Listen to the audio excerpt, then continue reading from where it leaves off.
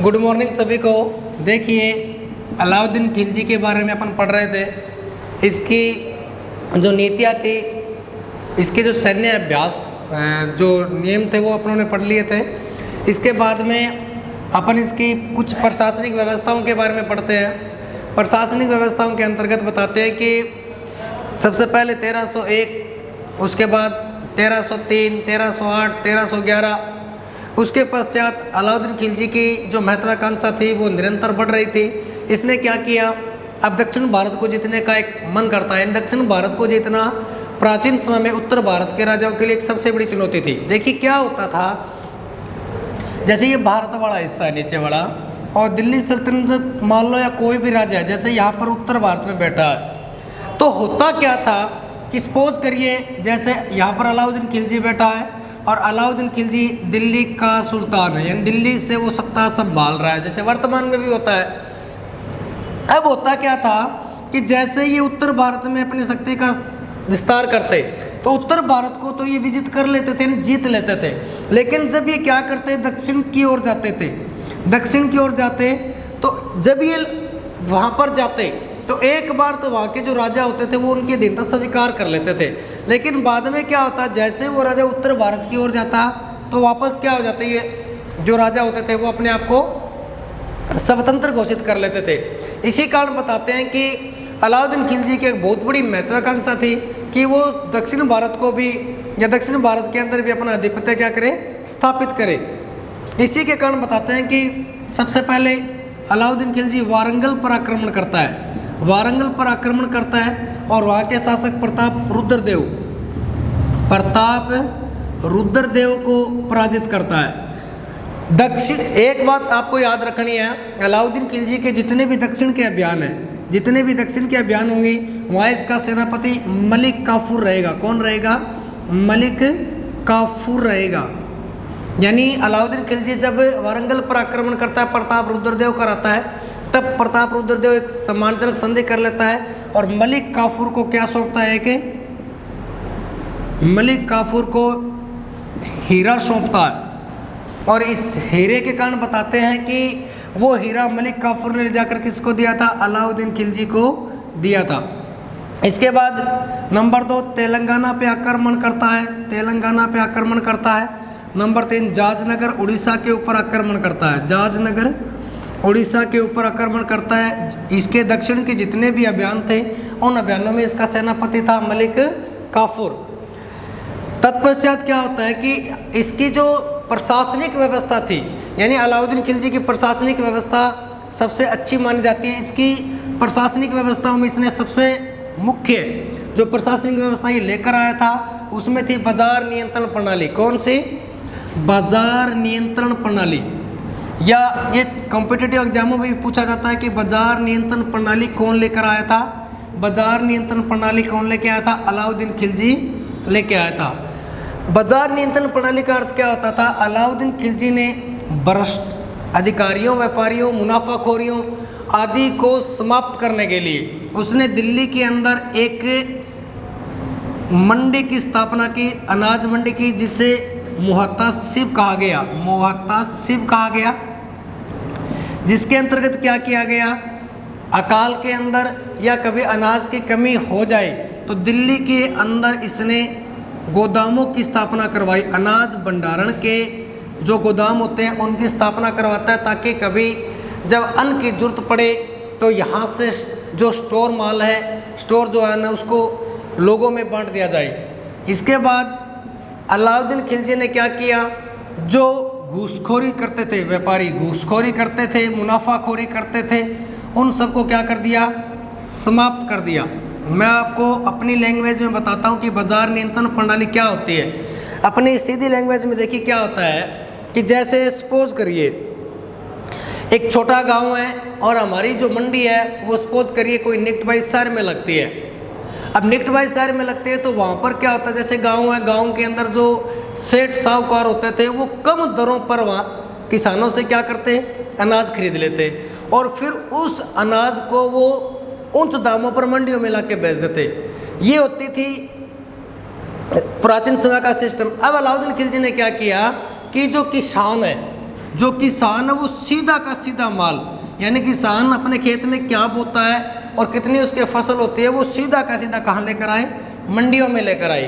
यानी जो घूसखोरी मुनाफाखोरी जो सेठ साहूकार थे जो इस प्रकार से किसानों से कम दाम में खरीद कर उन्हें उच्च दामों में बेचते थे, वो सब क्या कर दिया, समाप्त कर दिया। अब क्या होता था, सभी व्यक्तियों को जो सामान है वो मंडी में बेचना होता था और अलाउद्दीन खिलजी ने जो घरेलू सामान था जिसमें घी है, शक्कर, चाय, चीनी आदि जो सामान जो घरेलू सामान होता था उसकी एक कीमत निर्धारित कर दी। एक क्या कर दी, कीमत निर्धारित कर दी। जैसे सपोज करिए शक्कर है ये 40 रुपये केजी कर दी, तो 40 रुपये केजी का अर्थ ये होगा कि अब पूरे दिल्ली सल्तनत के अंदर शक्कर का भाव कितना रहेगा, 40 रुपये किलो रहेगा।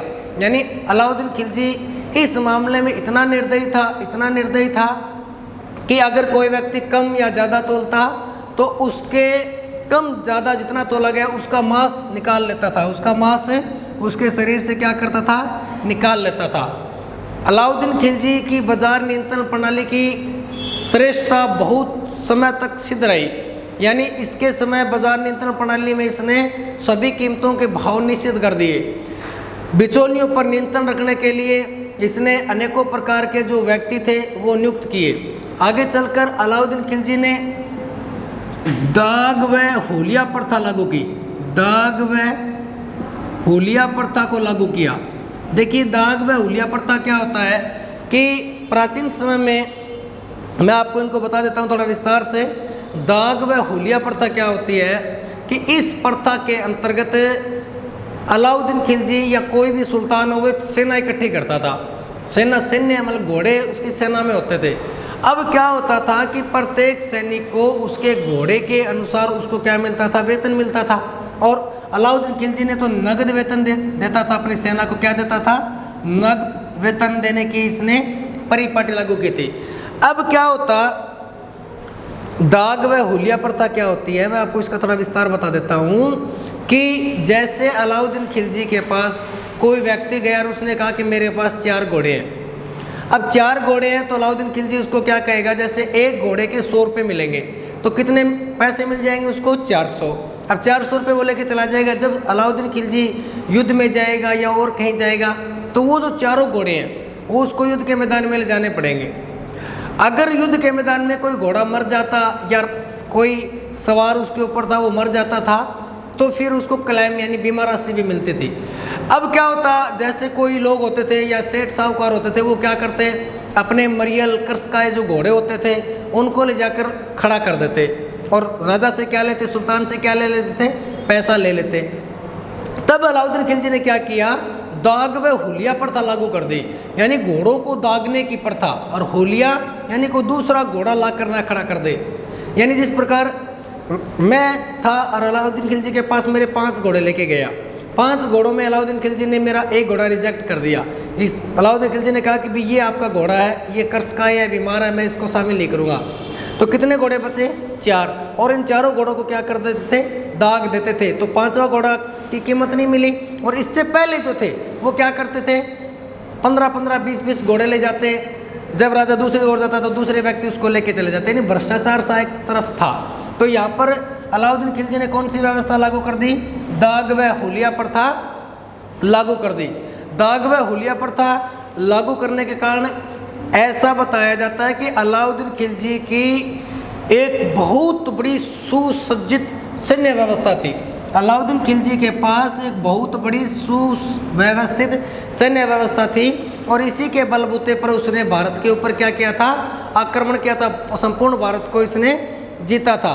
इसके बाद अलाउद्दीन खिलजी ने क्या किया, जो गुप्तचर भूमि होती थी, गुप्तचर जो भूमि होती थी, गुप्तचर भूमि, नंबर 2 अनुदान भूमि,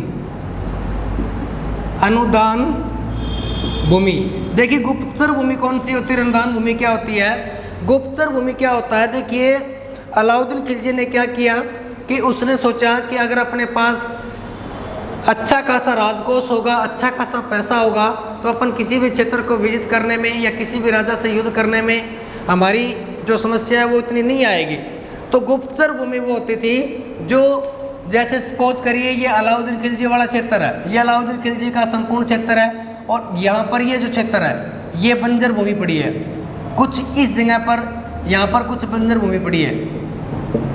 अब क्या होता है, अलाउद्दीन खिलजी इस भूमि को सही करवाकर, इस भूमि को उपजाऊ बनवाकर और इसको लोगों को दे देता था कि इसके ऊपर आप क्या करिए, अन्न उत्पादित करिए, इसके ऊपर खेती करिए, इसके ऊपर क्या करिए, खेती करिए। यानी ये खेती वहाँ के लोगों को दे दी जाती थी, और यहाँ पर अलाउद्दीन खिलजी फिर बहुत बड़ी मात्रा में क्या करता था, लगान वसूली करता था। क्या करता था, लगान वसूली करता था। क्या करता था, लगान वसूली करता था। और अनुदान भूमि क्या होती थी, अनुदान भूमि वो भूमि होती थी जो अलाउद्दीन खिलजी के वे व्यक्ति या वे किसान जो लगान नहीं चुका पाते थे, तो वो क्या करते थे, उन किसानों की ज़मीन हड़प ली जाती थी, और वो हड़पी हुई ज़मीन कौन सी कहलाएगी, अनुदानित भूमि। उसके ऊपर अलाउद्दीन खिलजी फिर वहाँ के लोगों को वो भूमि दे देता था कि आप इसके ऊपर अपनी फसल को बोइए, और वहाँ से अलाउद्दीन खिलजी क्या करता था, फिर बहुत बड़ी मात्रा में लगान वसूल करता था। अलाउद्दीन खिलजी के अन्य की अगर अपन बात करें तो इसने अमीर जो लोग थे, यानी अमीर जो लोग हुआ करते थे, इनके ऊपर अनेक प्रकार के कर लगा दिए थे।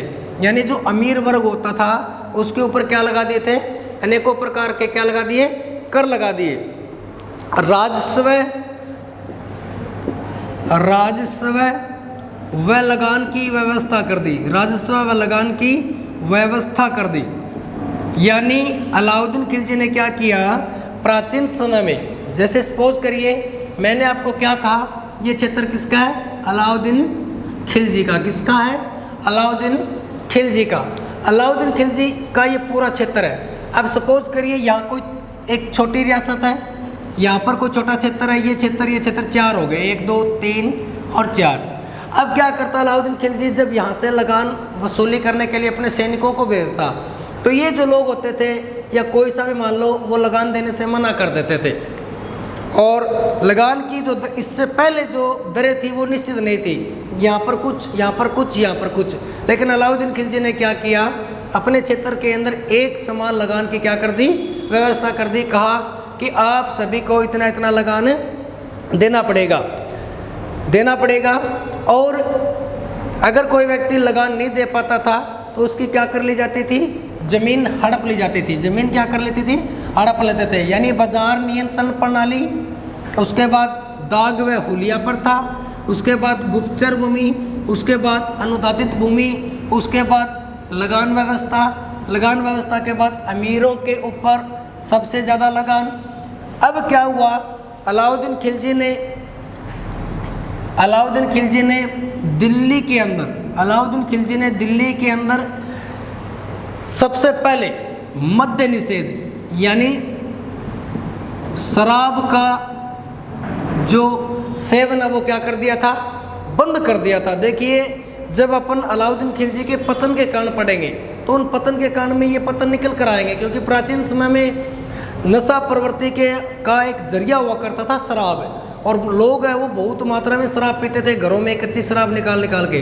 तो अलाउद्दीन खिलजी ने पहले ये खुद शराब पीता था, तो पहले तो इसने खुद शराब छोड़ी, और खुद शराब छोड़ने के तत्पश्चात इसने दिल्ली के अंदर क्या किया, मद्य निषेध कर दिया, शराब निषेध कर दी, और दिल्ली सल्तनत के अंदर सार्वजनिक स्थानों पर शराब की बिक्री क्या कर दी, बंद कर दी। सार्वजनिक स्थानों पर शराब की बिक्री क्या कर दी, बंद कर दी।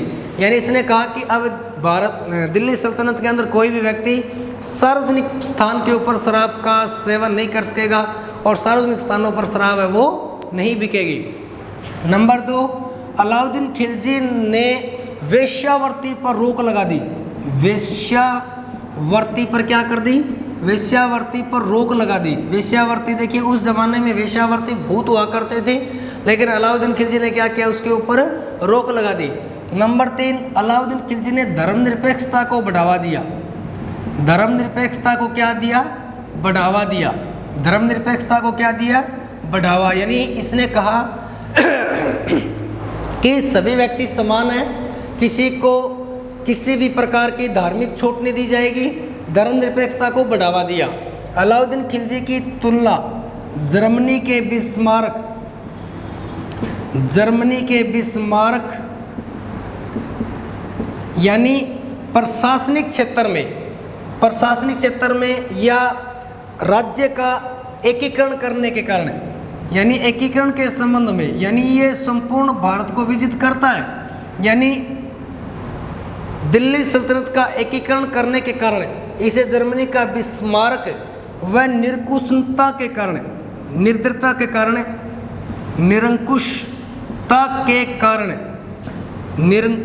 के कारण इसकी तुलना फ्रांस के लुई 16वें के समान की गई। लुई 16वें के समान, यानी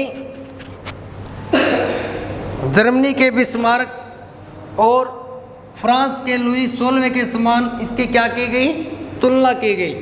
नंबर 6, इसने दिल्ली के अंदर अलाई दरवाजे का क्या करवाया, निर्माण करवाया। अलाउद्दीन खिलजी ऐसे याद रह जाएगा। अलाई दरवाजे का क्या करवाया, निर्माण करवाया, जिसे मुस्लिम स्थापत्य कला